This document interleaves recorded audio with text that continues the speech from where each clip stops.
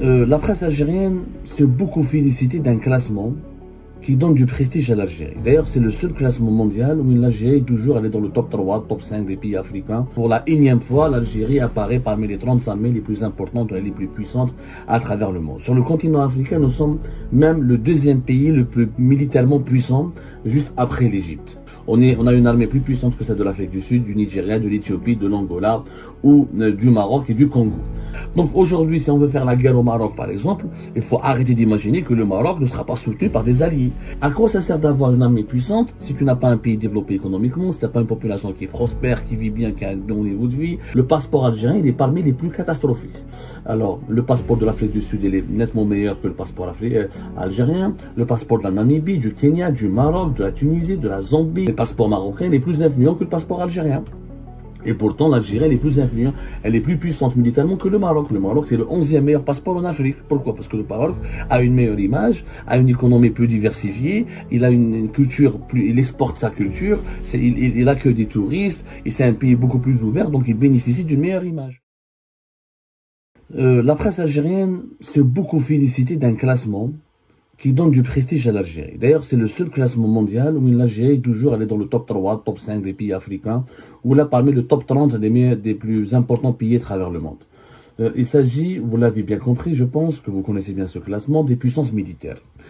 Chaque année, le site américain spécialisé dans la défense Global Firepower publie le classement des armées les plus puissantes à travers le monde.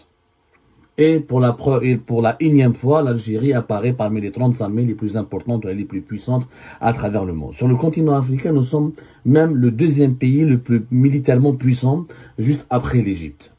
Ça reste quand même, et dans le monde, on est classé 26e. C'est-à-dire, on fait partie des 30 pays qui ont des armées sophistiquées et puissantes. Donc, c'est le meilleur classement que l'Algérie peut réaliser, toutes catégories confondues. Le site Hada,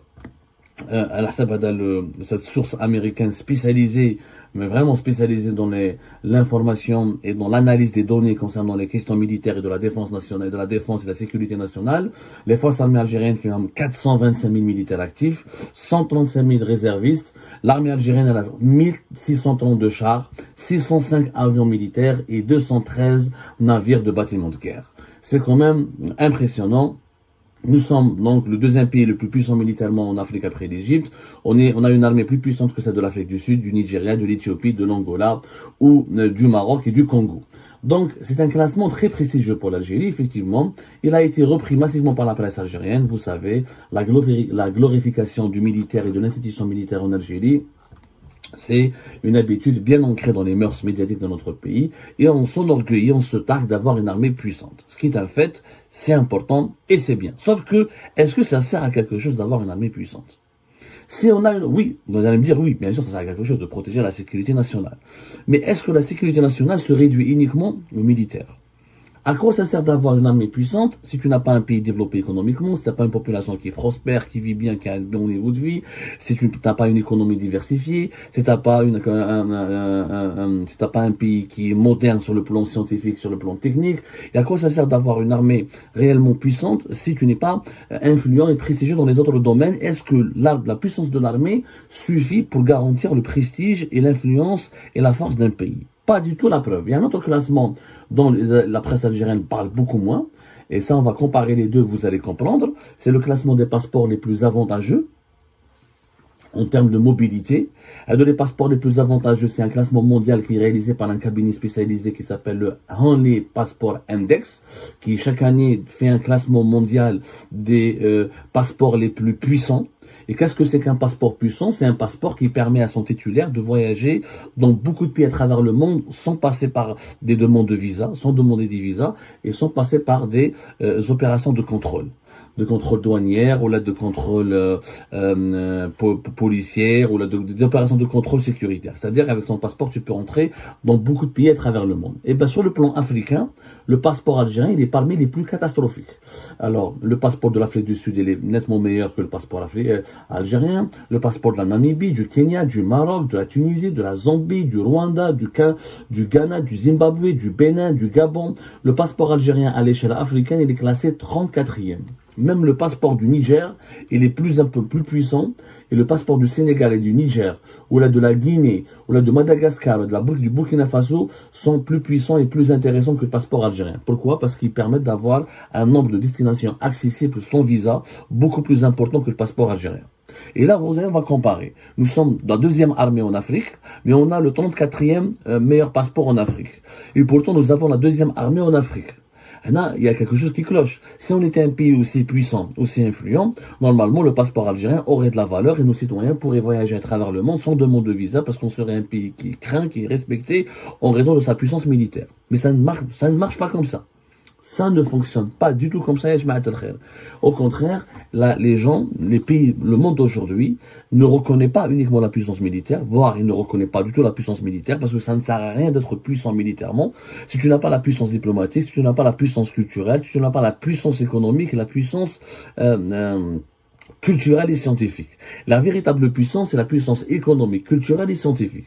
Il y a des pays, par exemple l'Afrique du Sud, on a une armée plus puissante que l'Afrique du Sud, mais l'Afrique du Sud, ils ont un meilleur passeport que nous. C'est le troisième meilleur passeport africain parce que l'Afrique du Sud, elle est économiquement plus puissante, culturellement plus puissante que l'Algérie, scientifiquement plus puissante. C'est-à-dire qu'ils ont plus d'inventions, plus de progrès techniques. Le pays, l'Afrique du Sud, il est plus moderne que l'Algérie. Donc, avoir une armée puissante, Yajma'a, n'apporte pas grand-chose. Nous avons une armée puissante. L'armée puissante. Elle nous ramène pas, c'est pas l'armée qui produit les richesses, c'est pas l'armée qui nous ramène, qui fabrique les voitures, c'est pas l'armée qui construit les logements, c'est pas l'armée qui offre les salaires, ce n'est pas l'armée qui nous permet de rattraper notre retard technologique, c'est pas l'armée qui nous ramène des smartphones, ou là des télévisions HD, ou là qui nous permet d'avoir un pays connecté aux mutations technologiques les plus modernes.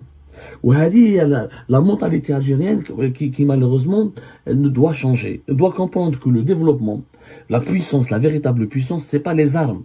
Les véritables armes aujourd'hui, c'est l'économie. Vous allez prendre des pays, comme un exemple, la Corée du Nord, elle est plus puissante militairement que le Japon, mais le Japon, il est plus riche que la Corée du Nord, il est plus influent, il est plus important que la Corée du Nord. Parce que la Corée du Nord, elle a beaucoup d'armes, mais elle n'a pas une économie développée. Sa population vit beaucoup dans la pauvreté. Il y a même de la famine de la Corée du Nord. Mais le Japon a de Sony, a de Honda, a de Mitsubishi, a de Toyota. Ce qui fait que le Japon, il est beaucoup plus influent que la Corée du Nord. L'influence et la puissance ne tiennent pas réellement au nombre de tes militaires ou là aux équipements militaires que tu possèdes.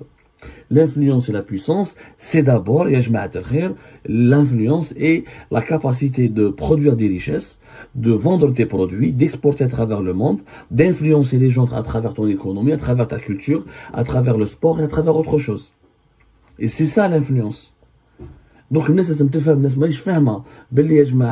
armées, ça ne sert pas à grand chose aujourd'hui.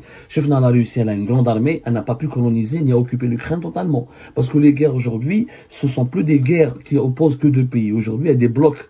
Un petit pays comme l'Ukraine, il a été soutenu par les pays européens et les États-Unis d'Amérique. Ils ont repoussé l'offensive russe. Ils n'ont pas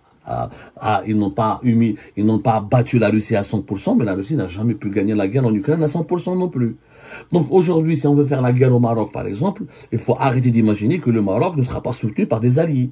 Et que l'armée marocaine, même si elle est moins puissante que l'armée algérienne, ça ne veut pas dire que l'Algérie va gagner la guerre en 3 semaines ou là en 2 semaines. Et que l'armée marocaine, avec un soutien de ses alliés européens, américains ou israéliens, pourrait infliger aussi des pertes à l'Algérie.